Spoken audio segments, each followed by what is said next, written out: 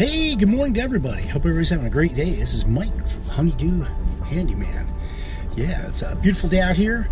It's Thursday. I'm over in Snow Hill area, deep in the woods. Worked on a lady's log cabin out on a lake. Whole bunch of construction workers there all at one time. It's nothing but drills and air guns and extension cords and just people everywhere. It was pretty cool. Usually I just go to somebody's house and they're either home or they're not home, and they just leave me the key and I just go in there, take care of business, and I leave. So that was kind of interesting, working on something like that, kind of like on a construction site, as you may. But yeah, that was a great day. Ended up cleaning the air vents, dryer vents, air ducting work, and it went very well.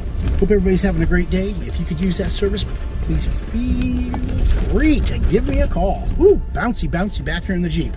But yeah, phone number is 410-216-4399. Hope everybody's having a wonderful day. And remember, keep smiling.